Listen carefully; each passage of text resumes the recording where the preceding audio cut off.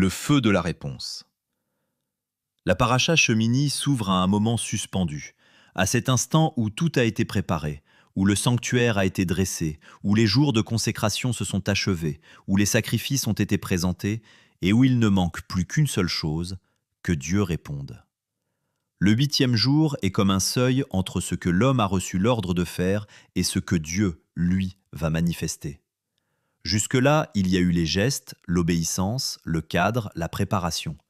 Mais en ce 8e jour, on n'attend plus seulement un rite, on attend une réponse du ciel. Et cette réponse vient. La gloire de l'Éternel apparaît, le feu sort de devant lui, consume l'offrande sur l'autel, et tout le peuple pousse des cris de joie et tombe sur sa face. Ce feu, au commencement de la paracha, n'est pas d'abord le feu du jugement, il est le feu de la réponse. Il est le signe que Dieu a parlé, qu'il a reçu, qu'il a agréé. Et c'est justement pour cela que ce qui suit devient si redoutable. Presque aussitôt, Nadav et Avihu, les fils d'Aaron, s'approchent avec un feu étranger, un feu que Dieu ne leur avait pas demandé, et le feu qui venait de confirmer devient aussi le feu qui les consume. La Haftara porte la même gravité. L'arche monte dans la joie, David danse devant l'Éternel, mais Uza étend la main sur ce qui est saint selon son propre geste, et il tombe. Comme si toute cette section voulait graver en nous une même vérité.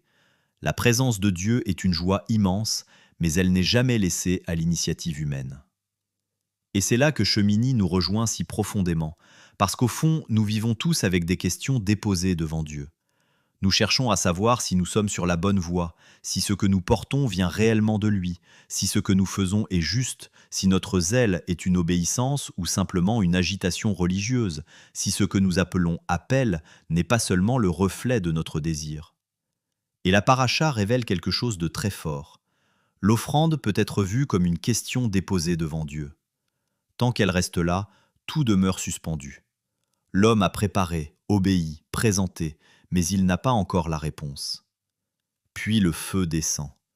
Et ce feu n'est pas seulement une combustion, c'est une parole. Dieu prend, Dieu reçoit, Dieu agrée, Dieu répond. Alors oui, l'offrande peut être une question, et le feu qui la consume devient la réponse. Ce que Dieu consume, il l'agrée. Ce que l'homme enflamme lui-même, il ne fait souvent que se répondre à lui-même. C'est là que se dévoile le drame de Nadav et Avihu. Leur problème n'est pas d'avoir voulu faire le mal de manière évidente. Leur problème est d'avoir voulu faire pour Dieu ce que Dieu ne leur avait pas demandé. Ils n'ont pas supporté l'espace de l'attente. Ils n'ont pas laissé Dieu répondre. Ils ont introduit leur propre feu, leur propre désir. Ils ont répondu eux-mêmes à la place de Dieu. Et c'est peut-être là l'un des pièges spirituels les plus profonds. Prendre ses désirs pour des réalités, prendre son envie d'agir pour une direction, prendre sa sincérité pour une approbation, prendre son besoin d'exister dans le religieux pour un appel. Ce n'est pas parce qu'une chose paraît bonne qu'elle vient de Dieu. Ce n'est pas parce qu'elle semble religieuse qu'elle est sainte. Ce n'est pas parce qu'elle est utile ou visible dans une communauté qu'elle porte la marque de Dieu. On peut faire beaucoup pour Dieu et ne produire malgré tout qu'un feu étranger. Le feu étranger, c'est peut-être d'abord cela, faire pour Dieu ce que Dieu n'a pas demandé. C'est ajouter quelque chose de soi-même à ce qui appartient à Dieu. C'est croire qu'un zèle suffit à sanctifier une initiative. Mais Shemini nous montre que la sainteté de Dieu ne se laisse pas définir par l'intention de l'homme. Le problème n'est pas le feu, ni la proximité, ni même le désir de servir. Le problème est la manière de comprendre la réponse de Dieu. Le feu de Dieu ne flatte pas l'apparence. Il ne confond pas sincérité et obéissance. Et c'est précisément pour cela que la Torah est au centre de la réponse. Or, la Torah avait déjà posé cette frontière. Il ne faut ni ajouter ni retrancher à ce que Dieu a commandé. Cela veut dire que la sainteté n'est pas laissée à l'imagination religieuse de l'homme. Les interdits religieux que l'homme invente finissent souvent par parler plus fort que la parole de Dieu elle-même, au point de charger les consciences, de fausser les attentes et de faire passer pour volonté divine ce qui n'est parfois que le poids des systèmes humains.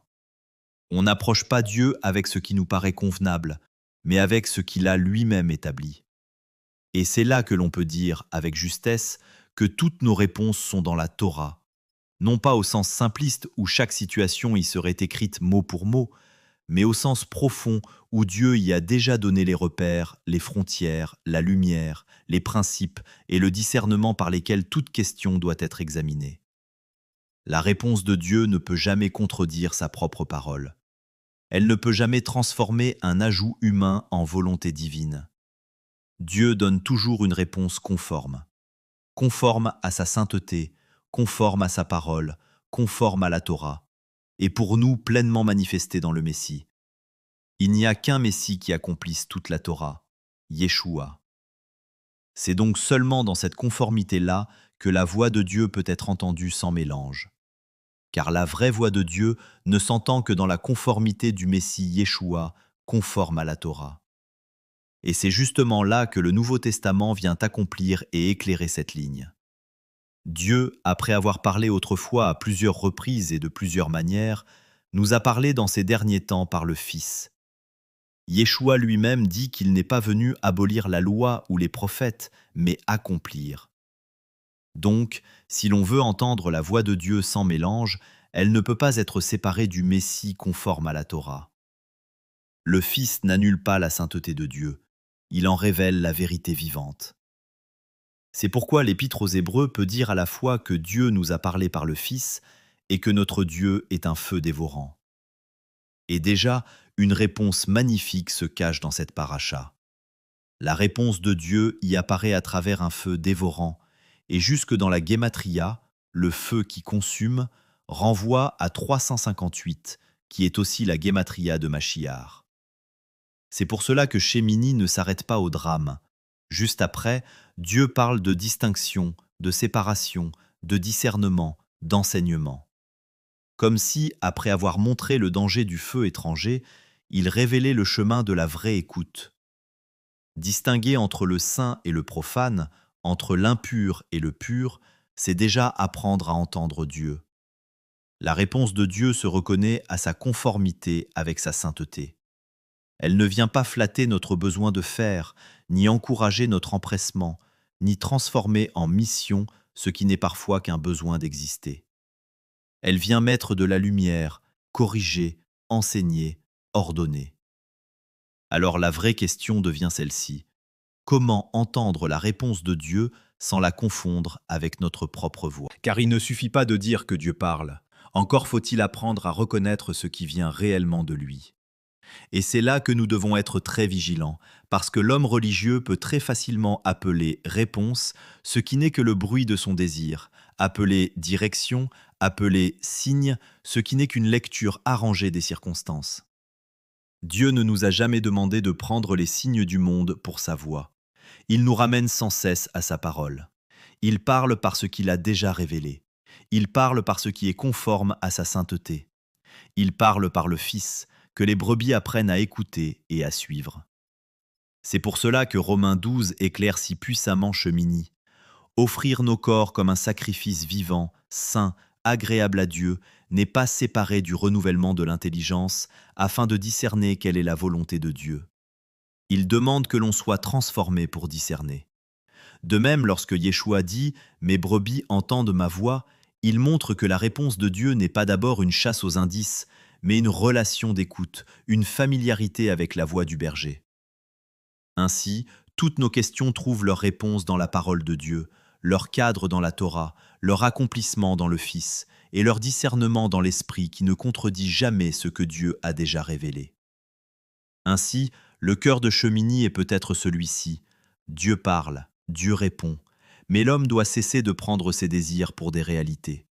Il doit cesser de croire que tout ce qui naît en lui vient du ciel. La vraie réponse n'est pas dans les signes du monde, ni dans les constructions de notre imagination religieuse. Elle est dans la parole que Dieu a donnée, dans la sainteté qu'il a révélée, dans la Torah qu'il a établie, et pour nous dans le Fils par qui il a parlé dans ces derniers temps. Alors, le danger n'est pas d'avoir des questions. Le danger est de fabriquer soi-même la réponse. Quoi que nous demandions à Dieu, il faut savoir qu'il répond toujours. Mais toute la question est de savoir si nous sommes capables d'entendre sa réponse telle qu'elle vient de lui, et non telle que nos filtres humains, religieux ou culturels nous l'ont déjà déformée.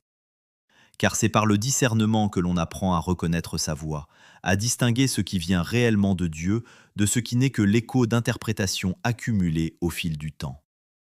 Bien souvent, les religions ont enfermé les réponses de Dieu dans leur propre cadre, leur propre lecture, leurs propres interdits et permissions, au point de limiter nos attentes, de fausser nos questionnements, et parfois même de nous empêcher d'entendre la liberté, la vérité ou l'exigence réelle de sa parole.